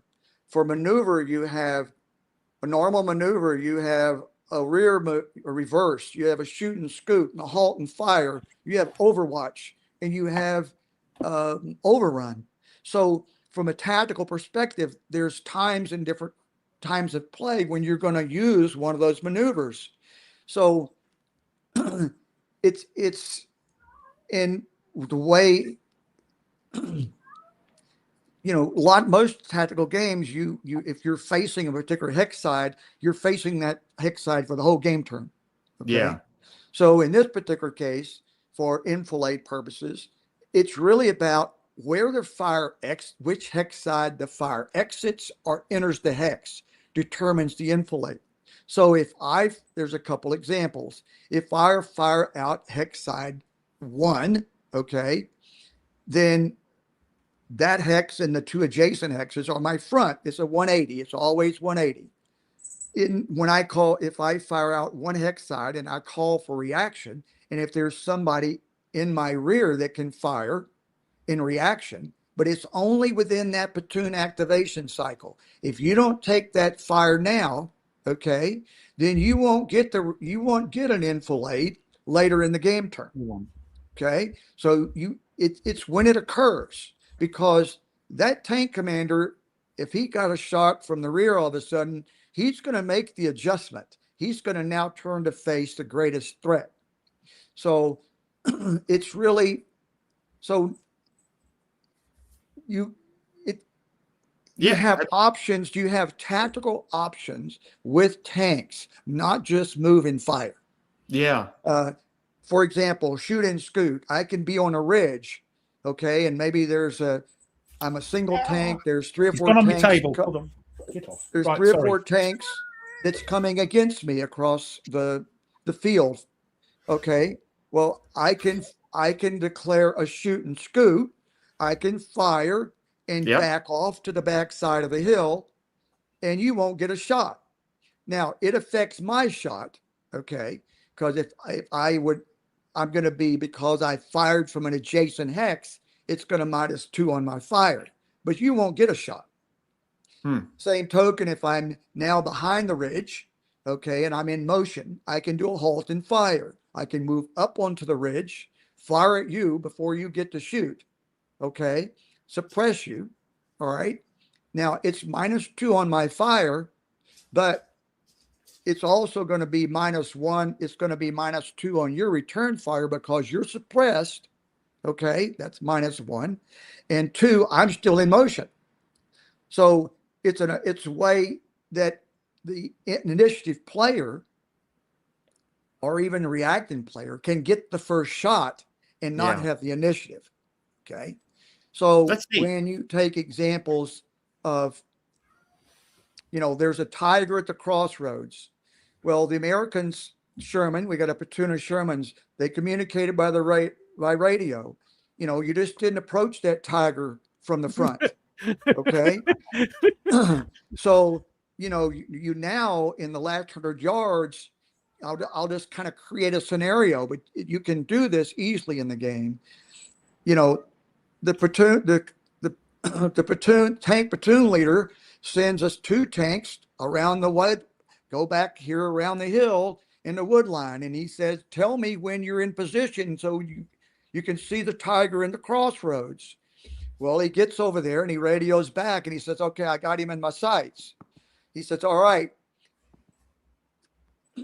So the platoon leader says, all right, we're going to pull out and we're going to fire. And when he turns, you take him in the rear. So all 5 American Shermans are in motion. They step out into the hex. So they now have line of sight to the tiger. They declare an enfilade fire. Okay. Because the fire is, no matter what, the fire is going to enter from 2 non-adjacent hex sides. Okay. Yeah. Nice. One's going to get a rear shot no matter. So the tiger now, they've stepped out and fired. The tiger, before they fire, gets to declare which ones he's going to face. Well, he's going to face the 3 tanks, because that's a greater risk than the 2 tanks. Okay. So he made that decision. So the 2 tanks that are on one side are going to get an enfilade fire. The 3 tanks on the other are going to get a frontal fire. But the Tiger gets that option. Now, let's say, though, that the Americans were already in place. You had 2 tanks on one side and 3 on the other. Whereas if either fired, they would get an enfilade. But let's say in this particular case, the Tiger got to go first. Okay? Well, what the Tiger's going to do is he's going to, and there's a building, he's going to do a shoot and scoot, okay, at one of the 2 tanks and back into a position so that the 3 tanks can't see him. Oh, nice. So Okay. now the 2 remaining tanks that can see the Tiger, okay, one is suppressed, so his fire is going to be down 1, and it's down 1 because the Tiger's moving, okay, because the Tiger backed up. See, he still got a frontal. So those 2 tanks going to have a frontal shot, which their chances of penetrating are almost nil if they're Germans. So from a tactical perspective, you know, again, you never know which one's going to get to go first. So you may jump out the Americans and maybe you didn't kill the Tiger, but he gets to go first next time. So there's a tremendous tactical ability with the armor, whereas in the past in other games, it's, you know, I'm facing this 1 hex for the whole game turn. And, you know, I have a T-34 and ASL that can move 18 X's, and he moves around already all the way around me and shoots me in the rear. You know, you don't have that. Right. The other way you have enfilade is this. You know, again, you move small segments, only 4 or 5 hexes at most. As a tank moves, the last hex cross designates its front and rear. The last hex side crossed. So if I move and then I call for reaction, if there's an enemy tank now that I've given a side or rear shot, he's going to get the enfilade. So no longer can you have the ability to move way around somebody 16 times hexes and get a rear shot, because it's now really hard to move around somebody when you're only moving 4 or 5 hexes at a time without giving them the enfilade. So it's much really more of a cat and mouse game. There are a lot of different types of maneuvers, but and lots of options as well. Yes, what you can do. Yeah. Well, I hate to end this, but we're over our time, and I'm going to be getting text here. We're going to be leaving soon for dinner. So. I didn't realize we're gonna. I hear the cat. Yeah, I apologize. Mrs. Ruff is now house sitting my daughter's house. No, I love cats. I know, but normally, I have 2 of my own. Normally, he's meow. They have 2 cats and a dog. Normally, Mrs. Ruff takes care of them, but that's why I've got Kit disappearing. But apologies. I'm on my own for the week with me boy. Oh, that's cool, Eve. Yeah. Well, I've really enjoyed this, guys, and I hope you'll have me on again. I just definitely. We'll get some playing. Maybe what we'll do is we'll get all 4 of us together and we'll play a scenario or something, and you can help Nate, and then me and Ruff, and maybe we can just do a scenario. That sounds fun. Let's do it. Sounds good. Yeah. Okay, we'll get something scheduled for that. So Mike, when we go off air, don't disappear straight away, because we'll just want a quick chat and say thanks afterwards. So stay online. All right. With that, I want to thank everybody. Mike, thank you for coming on. Nate, Ruff, wonderful as always. And no show next week. It'll be probably 2 weeks before we have a show. I'm out for the whole day next Saturday. So that's fine. No good. No I'm show glad, next week. I'm glad this time has made us made more options available, so we can have more shows. That's great. All right. Thanks, see everyone. You guys later. Thanks everyone in the chat. See you later. End stream. I hit the wrong button.